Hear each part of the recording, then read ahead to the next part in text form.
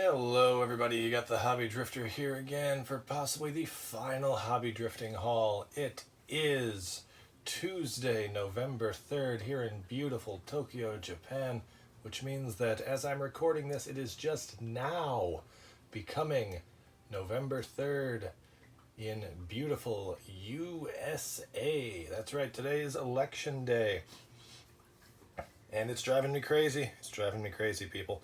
I'm all over the place, and I knew that if I didn't get out and just do something today, I was just going to be a total wreck. So instead, I was a total wreck while getting my steps in. I'm losing weight and down to about my target weight. That's good. Anyway, this went from I'm just going to go out and pick up some stuff to kind of give me some retail therapy to I'm just going to buy everything that I want because I cannot take 4 more years of this guy in the office. Like, even here in Japan, I'm still an American citizen. This is, my president, and I can't I can't take 4 more years of this fucking asshole. I can't do it anymore. Yeah, basically everything that I've been kind of on the fence about buying for the last couple of months or so, I just bought. So this is a bunch of stuff from Book Off and from Vic Camera and Kojima, Kojima, as well as stopping by my favorite little supermarket, Seijo Ishi, to grab what is my favorite beer possibly ever. This is Suruga Bay Imperial IPA from Baird Beer. It is wonderful. I've been drinking this stuff for years. It's about 500 yen per bottle. It's an Imperial IPA. It is 8.5% alcohol, and it is just, it's like a party in my mouth. I drink this for special occasions. It's my cheer me up beer, so I am going to pop the cap on this, pour myself a nice glass, and then talk about what I picked up while I was wandering around Tokyo today. And it was a nice wander, by the way. I mean, today's a holiday. It's Culture Day, and you might want to think about making Election Day a national holiday in the U.S., folks, because I don't know if you know this, but there's places where it's really hard to find time or the ability to vote. So yeah, probably get on that if if this thing doesn't go completely sideways in the next 12-ish hours. All right. So one of the things that I started doing when I was doing quarantine was when I was in lockdown was building plastic models. I built all the Gundam Wing models. I built a friggin' ton of Endless Waltz Wing Zero custom stuff. There's a whole video on that if you want to hear me rant about it for like 35 minutes. But what I really was enjoying was the Dragon Ball Z figure rise kits, which are about 1/10 scale Dragon Ball figures. And okay, so years ago during an interview, Don Rosa, arguably the greatest Uncle Scrooge writer of all time, and he'd argue that because he wouldn't say he was, said that he wasn't a fan of Disney's Donald Duck. He said he was a fan of Carl Barks' Donald Duck, and I thought that was a really cool distinction to make, that he was a fan of this famously Disney character, but only the stuff written by one specific writer and artist. That always stuck with me. He said, I'm not a fan of Disney's Donald Duck. I'm a fan of Carl Barks' Donald Duck. And that's kind of me with Dragon Ball Z. I'm not a huge fan of Dragon Ball Z, but I am a massive fan of Dragon Ball Z Abridged. So when I started picking up these model kits, my goal was to basically just get the stuff that's available that featured in Team 4 Star's DBZ Abridged series and movies. And I'd gotten most of them, but a few of them were not currently in print, and I didn't feel like ordering them online because it's just boring that way. But one of the things that drove me crazy was that I had a Super Saiyan Gohan, but just a regular Goku. And they didn't make a regular Gohan, and the Super Saiyan Goku had been out of print for a little while. So there was also the issue that I could get an Android 17 figure, but Android 18 was I'd have to special order it, and I didn't want to do that. So fast forward to today, when I'm at Big Camera, and they had these three. We got the Super Saiyan Son Goku figure, which honestly, I basically, I'm just getting this because there is no regular Vegeta, there is no regular Gohan. If I'm going to display them all, I want them all uniform because that's just the way my brain works. So I'm guessing this is just going to be like an identical guy in a gi with a new head. If I had any reason to feel like saving time, I would probably just build the head and stick it on the other one. But bought the thing. It's 2,170 yen, so just about $21 US. These kits are great. They're super fun to put together. They're not frustrating in the least. Everything, the color separation is fantastic. Really, the only stickers on these things are just a few accents, like on the clothes, the eyes, the eyebrows, mouth, everything. That's all plastic except for the tongue, which is a very easy to apply sticker. So yeah, I grabbed original Super Saiyan Goku. Excited about that. But then also, this one store had both Android 17 and Android 18 in stock, and I loved what Team 4-Star did with the dynamic of these characters. Like the brother sister thing was just so fun. Also, these figures mostly look to be like completely new molds from anything else. There's no it's not just another two people in gis with spiky hair. So it should be nice to get these two together. And these come with the special Android parts, the internal self-destruct device that was in there. So yeah, I'm really looking forward to these. These ones were 2,280 yen each, so about $22-ish. Yeah, just these figures are wonderful. I mean, if you can get over the fact that they're not in scale with stuff like Figuarts, and they're a little bit bigger, they're just terrific figures. If you want to do a Dragon Ball display shelf, I would strongly recommend picking these up because they are just wonderful. They're just spec-freaking-tacular. So, next thing is I've been picking up some DVDs lately. Stuff that, might not be available on streaming services regularly that I just feel like I want to have in my permanent collection. I'm going with like the rule of 50, where I don't want to have more than 50 of basically anything. I don't want more than 50 Super Nintendo games. I don't want more than 50 strategy guides. I don't want more than 50 goddamn Transformers. I don't want whatever. So like, as long as I can keep my DVD collection pruned to under 50, I think I'm okay. And these are all book off grabs. Picked up X-Men double feature. That's X-Men 1 and X2 X-Men United for a grand total of 290 yen. That's about $2.50 to $2.75 for the two good X-Men movies before the reboot. I'm not going to be collecting the comic book movies I don't need. X-Men, whatever, Wolverine. I don't need a lot of these things, but the first two X-Men movies were just terrific. So yeah, I'm gonna have these in my collection. That said, I also bought this. I bought Spider-Man 3, and you can see from the sticker that this thing has been discounted several times since it's been sitting on this book off shelf. And Spider-Man, I did want to have all of the Spider-Man movies. The Spider-Man DVDs are cool. These slipcases are very nicely designed. So I picked up this one basically just to have it. Also, the trailer for Spider-Man 3 is so good.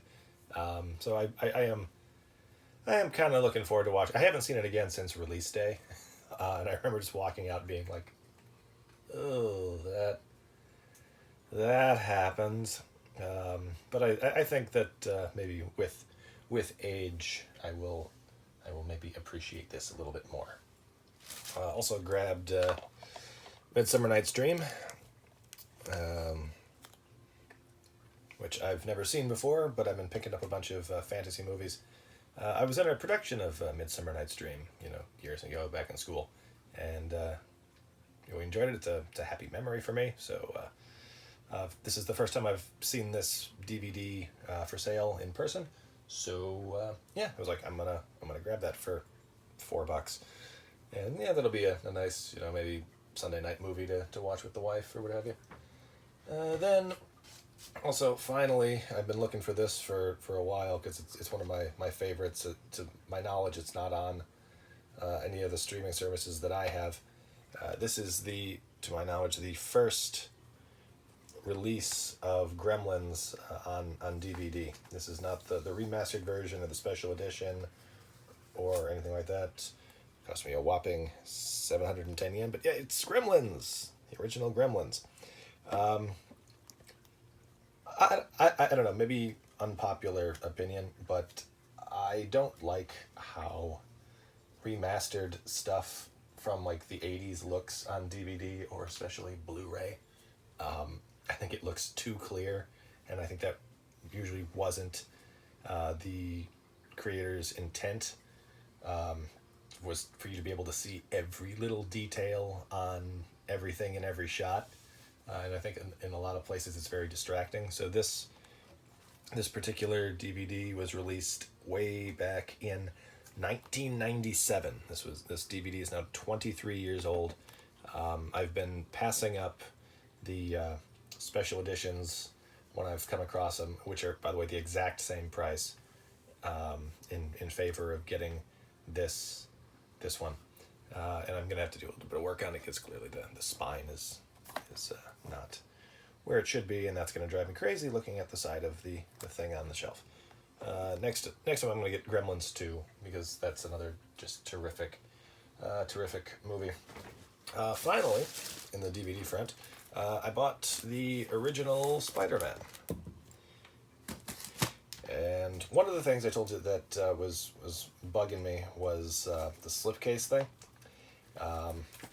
That Spider-Man 3 came in a cool slipcase. Spider-Man 2 has a slipcase as well, but there was not, to my knowledge, a slipcase version of the original Spider-Man. But freaking duh! Look at this thing. This is the Amazing Box, the Spider-Man Amazing Box. Look at this; it's freaking huge, and it is a slipcase. And let's get this thing open and see what exactly is in here. This, by the way. The original MSRP on this thing is, oh yeah, it's right here on the sticker. It's 9,800 yen. I got it for 900 yen. So yeah, not like 90% off of the original price. The original Spider-Man movie is very important. It was it was a game. I mean, you say like X-Men. Did it first, and yeah, X-Men was important, but X-Men was very much in the school of we gotta really make some huge changes if we're gonna sell this to a mainstream audience. We're gonna get rid of the costumes, get rid of the masks. Let's make everything black or dark colors and everything else. And the Spider-Man movie was very much not. They're like, nope, we're gonna have the red and blue suits, and we're gonna have masks and secret identities, and we're gonna have it all comic booky, and I don't know that the original Spider-Man holds up terribly well today. I'm looking forward to watching it again, but I'm excited. A lot of the grime and stuff that like the cloudiness on the plastic was just on the outer wrapping. This is very clean, so I don't know how well it holds up. I'm looking forward to watching it again. So let's get this open. Let's see what's inside here. Okay, so we got two discs. First two discs. Oh wow, and one of these is still sealed. This is the Spider. This is the hologram one. There were a couple of different versions of the DVD. This is the reflective foil cover, which meh. One of the great things that saddens me about Spider-Man was the original poster had that awesome eye looking at the World Trade Center image that was just spectacular, and that was basically banned after the tragedy of 9/11. But yeah, so cool. We got super reflective thing. I don't know that I like that it's so reflective. The other stuff's not all that anyway. Yeah, so this is the 2-disc special edition. We got the disc 1, the collector's edition booklet that you might remember from the US version of the DVD. Oh wow! Hey, look! It's hey, Spider-Man is now available on DVD. What a shock! I'm guessing this was not originally included in the set. This is probably someone bought this DVD. They had this promo and they just stuck it in before they sold it. Promo for the game. Game was way better than it had any right to be for a licensed title. And there's the Green Goblin disc. Hated that Green Goblin suit, but now it's kind of grown on me. It's kind of cool. I mean, yeah, it looks like a Sentai villain, but I mean it's fine. I mean they got Spider-Man so right that how can you complain about the villain? And the Norman Osborn was just terrific. And then here's Stan Lee's Mutants, Monsters, and Marvels, Japanese version. Still sealed. Still sealed. The original owner of this did not bother to watch this. And this is just basically it's the interview with Kevin Smith, and then there's also Creating Spider-Man and Here Come the Heroes. And I don't know if you know this, Stan would have been happy to tell you, he wanted a character that was kind of creepy, that could like stick to walls, and he was going to call him Flyman, but then his publisher was like, well, how about Spider-Man? And he was like, yeah, and then that's how that went. I loved Stan Lee. I missed Stan Lee. I wish I could have gotten inside of Stan Lee's head just for like a minute, because I kind of feel like he died being the most beloved person like ever. Like, I don't think that there's ever been anyone else who died feeling quite as accomplished and loved by the people who consumed his art as Stan Lee. I mean, Stan Lee, along with some other great creators, pumped out, Spider-Man and the Fantastic Four, the X-Men, Hulk, all of those guys. And they were all like immense hits, and his fans let him know how much they loved him and loved his work for decades. Just decades and decades of people lining up to say thank you. Thank you for playing a part in creating this character that, maybe, helped me when I was growing up, or that I really related to, or that got me through dark times, or just that I enjoyed reading. Thanks for Daredevil. Thanks for all of these characters. And I mean, Stan Lee used to either not charge for autographs or charge like give me like $5-10, and he only started really charging when the number of people who wanted to meet him were overwhelming, and also when that son of a bitch Kea Morgan got involved with him. Oh my God, fuck Kea Morgan. Oh, this guy, we should never, ever, ever let this fucking guy forget what he did to Stan Lee in his twilight years. He made him sign autographs until his hand didn't work anymore. He fucking kept him away from his family, from his friends, just so he could juice a little bit more money out of this blind but kindly old man. I mean, fuck Kea Morgan. Fuck him to the ends of the earth. Anyway, so yeah, Stan Lee, Mutants, Monsters, and Marvels, along with creating Spider-Man and Here Come the Heroes. I'm gonna watch this, especially with the Japanese subtitles. I'm sure I can level up my game in Japanese by checking this out. Sorry to the original owner that you missed out, sir or madam. Then also, there's one more thing in this box, which, by the way, retailed for $100 freaking. And this is the it's the same pattern as the Spider-Man costume, which we're just kind of supposed to believe that Peter, I've only got $20 to last me through the end of the month. Parker was able to make this beautiful suit, but hey, whatever. Here's the logo. Slide this open. Oop. I'm gonna be super real with you guys. I do know pretty much what's in here, and this is why I bought this one. Lapel pin, Spider-Man lapel pin. Yeah, 2001 era Spider-Man lapel pin. Hell yes, hell to the yes. Look at that. And we've got some artwork. Ooh, that's pretty. Yeah, some David Mack Spider-Man. That is gorgeous. That is just absolutely beautiful. That's probably going on my wall. I'm not gonna keep that hidden inside of a box on a book off shelf for 10 years. That's gonna hang up on my Spider-Man shelf. That's freaking beautiful. I don't know that that signature on here is real. I guess not. I mean, it's not a limited thing, but yeah, I mean, look at that David Mack Spider-Man artwork. That is freaking beautiful. Hey, bonus. And we got an original Spider-Man 35mm film strip, which is Spidey dodging the razor bats. Here's the actual. It's a piece from the film. That is beautiful.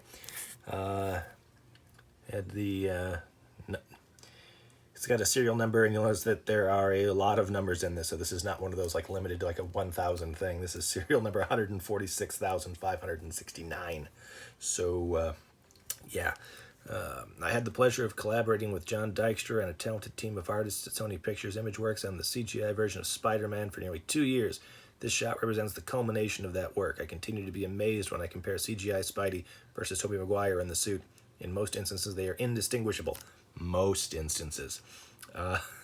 Beyond the photorealism, what impressed me about this particular shot was the ability of the animators to capture the grace and agility of the human form, Spidey's fluidity, the way in which he dodges the razor bats in the air and dances away from their deadly blades makes this cell, one of my favorite from the film. Sam Raimi. All right. This limited edition Spider-Man Cenotype is produced from a select single computer-generated image and includes one frame of corresponding film footage produced from that image. The Spider-Man image is digitally scanned and expertly reproduced using intricate, state-of-the-art imaging and printing techniques. The film footage is an actual 35mm film frame, reproduced from the original CGI made by master film technicians. Ooh. It's a lot of words to say. Here's a nice picture. What else we got in this box?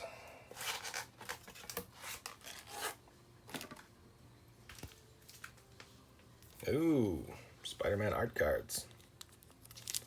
Ooh, that. Ooh. So let's get this open, see what we got in here. Didn't mean for this whole thing to be very Spider-Man 1 box related, but here we are. All right, so, okay. It's, all right. It's an uncut sheet of postcards. There's that. Blue Steel, Tobey Maguire. That Spider-Man image before they finished putting the webs on the fingers. I don't know why you would split that into 2 postcards. Norman with the head, just hanging out with his mask. Power Ranger-y Green Goblin, and yeah, cool. Again, And again, they say postcards, but I mean, that's a lot of writing on the back to be just regular postcards. It's cool. It's a nice little thing to throw in. I don't get who pays $100 for a DVD. I don't. I really don't. I bought the Spider-Man DVD when it came out in the U.S. First day. I got the special edition. I want to say it was like $30 instead of 25. Can't imagine the kind of fan that's like, yep, $100 DVD, gotta have it. But I love that you guys are out there so that I can buy them used for next to nothing. Ha ha ha. All right, then we got this looks like an art book.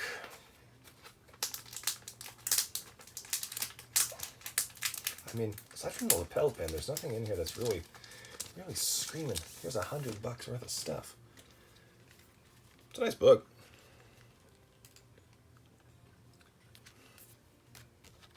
Very nice book.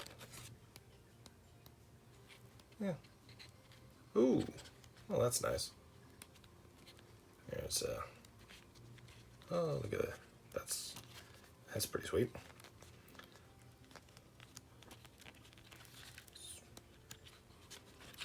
All right, I'm gonna take it back. This is pretty freaking cool. This book is pretty awesome. Not gonna lie, pretty awesome. Maybe not $100 awesome, but pretty awesome. If I'm being totally honest. And we got one more thing in here, and it is a reprint.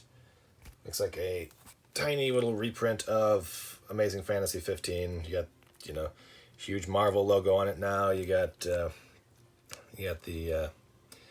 black background, so you can't just, photocopy it and, start counterfeiting your own Amazing Fantasies. This is a Marvel Masterwork thing. You're probably curious, as am I, is it in English or is it in Japanese? Or is it both? Is it man, is it monster, or is it both? Alright, so... Oh, English. Meh. I do have a Japanese Amazing Fantasy 15 I picked up at a book off, again, about maybe 10 years ago. So I keep meaning to translate that to see how it compares to the English version.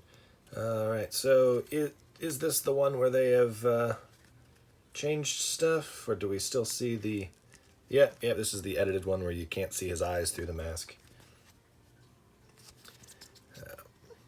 And a lean, silent figure slowly fades into the gathering darkness, aware at last that in this world with great power there must also come great responsibility.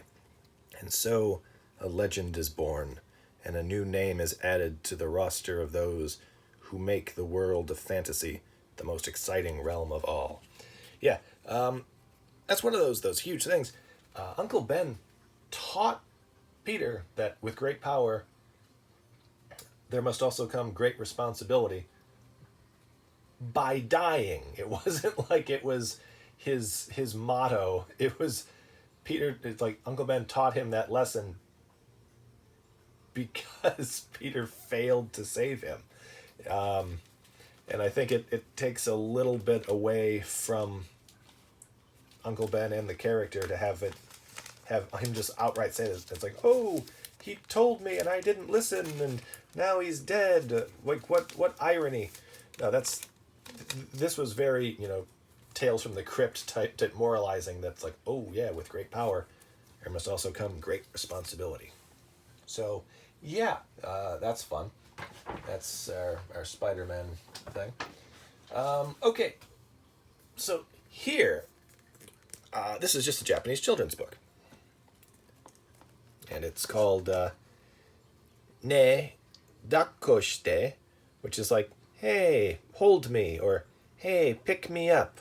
And it's just got the saddest looking cat, like jealously looking at mom holding this baby. This sad kitty haunted me. Like, I walked into Book Off, saw this thing sitting on the shelf. I was like, oh, sad kitty. Like, you you know immediately just from the title, ne dakoshite. It's like, hey, pick me up. What this is? It's the cat, and the cat is jealous of the baby because mom is holding the baby and not the cat, and it made me sad. Like this goddamn picture just made me sad. Like it hurt me to look at it, and it hurt me to look at it so much that I bought the goddamn thing. Yeah, and this was not like, oh, it's 100 yen. Like this was $6. Like this is I don't pay $6 for most of the books that I read, but I bought it for a couple of reasons. One, because it made me sad, and I didn't want anyone else to see it and be sad. Because again, it's November 3rd. We don't know what the election's going to be like yet, but they're probably going to be really sad. And also just because I did a quick flip through, and I think I can learn some useful Japanese from this book. I think that it's written in such a way that I have something to gain from this. And this is probably going to be in my collection for about 2 weeks until I, absorb all the knowledge from it, and then I'm just going to give it to one of my kindergartens so that they can have this thing, unless the sadness puts them off of it. But look at his sad little fit. Look at the little skin color around the lips going up to the nose. Look at the little he is so sad. He's like, hey, pick me up, give me attention. I have flipped through the book. I know what happens. Eventually, I'm not going to leave you hanging. I'm not going to have you guys have to go out and pick it up. Okay. So anyway, cat runs away. Cat goes to hide up on the roof, and mom's like, oh no. So then, cat comes down. Okay. And he's rubbing, and he's just like, hey, it's like, ne, okasan, tokidoki, watashi mo dakko shite, like, hey, sometimes pick me up too. Sometimes pick me up too. Sukoshi de ii kara dakko shite. It's like, just a little, pick me up, hold me. And she does. And then the last page is mom holding happy kitty, dad holding baby. And so yeah, there. You don't have to be as sad as I was looking at this. It wounded me. All right, so that's almost all of the stuff that I picked up for my epic haul of the day, with one exception. Tongari corn. These are basically bugles, but these are pizza flavored bugles. So, oh yeah, give me some of those. Also grabbed some flyers. There's a flyer for Super Mario Bros. Super Mario Brothers. People have asked, oh, is it Super Mario Bros. Or is it Super Mario Brothers? Here's the kind of Super Mario Bros. 35th anniversary. So yeah, Super Mario Bros. So here's just this cool little freebie that they're giving out for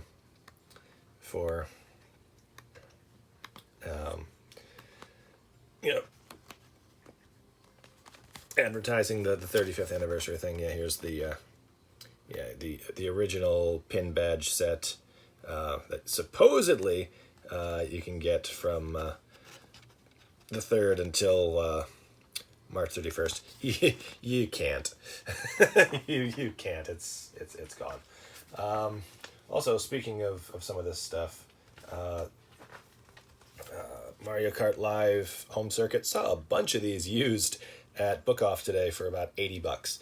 Was tempted, but this was my bucket list, not just goofy purchases I could never possibly use. So did not get that.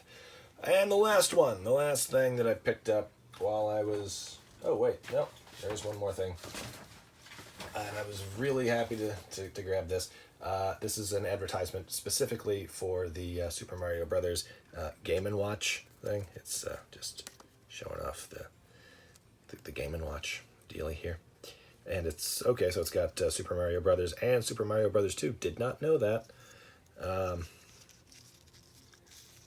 Yeah, how about that? I did not know that. That is new. Oh! And also Mario Ball. It's Ball with Mario. I don't know if I'm going to pick this thing up. It's $50, and I don't need another copy of Mario. But I am happy to have this, because I can just display this instead. Wish I hadn't been to that, but this is pretty cool. This is a nice little thing. So yeah, so now, last thing, bucket list. Wanted this when it came out, forgot to pre-order it, didn't see it anywhere, didn't want to pay markup prices, and finally, I found one in the wild. It is Spider-Man. This is the Japanese TV show Spider-Man, you know, the emissary from hell Spider-Man with his, he of Leopardon fame. Got the Spider-Man logo. I do have the Soul of Chogokin Leopardon / Marveler that came out a while ago with the little Softbee thing and the Tomika thing, which I lauded as being the perfect 70s era Soul of Chogokin release. So perfect that I am not going to buy the re-release of Leopardon, despite the fact that it has dropped in price significantly. Don't let me buy it. Don't let me buy it. Remind me not to buy it.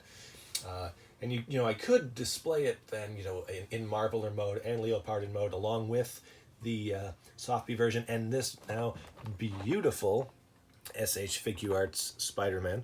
Comes with the different heads. Kind of looks like a cross between the Electric Company Spider-Man and the 1970s TV show Spider-Man. And I will absolutely buy either of those if they're ever released. Still waiting on the Spider-Verse figures to show up in stores. So yeah, they got the working wrist thingy, they got the web rope, this thingy. And yeah, you can get any of the popular poses out of this thing. So yeah, between the Gachapon figures that came out a month or two ago, the Soul of Chogokin Leopardon, the Softbee version that came with it, like, there's a pretty sweet Japanese TV Spider-Man set that you can put together for display. Psyched to have this. Looking forward to putting it on my Spider-Verse shelf. And I'm speaking of Spider-Verse, I am really, really hoping that they stick this dude in the upcoming movie. If they're going to get Andrew Garfield and they're going to get Tobey Maguire and they've got Tom Holland, then I mean, you know, go the extra mile. Get this guy. He's still around. He's not as active, but I mean the actor's still around. Get Nick Hammond. You know, he just showed up in that Tarantino movie, so he's still around. You know, get them all. I recently did a check on IMDb, and every single English Spider-Man actor or voice actor is still around, is still with us. Even the 1960s, you know, Spider-Man voice actor is still around. He's 90-something years old, but he's still around and kicking. So I mean, get them all. Get everyone. Bring them all in for like one line, or just show them up. Like this character did show up in the Spider-Verse comics, and it was a great like 2-panel gag. But I mean, bring him in. Have him and Nick Hammond, you know, compare costumes. do something fun. Go, if you're gonna do it, do it. Is what I'm basically getting at. All right, everyone. It's been 40 minutes. I feel a little bit better, even if I'm still a wreck about this upcoming election. By the time you watch or potentially watch or what have you. It will probably all be in the books. Preparing for the worst, hoping for the best. And it's about all,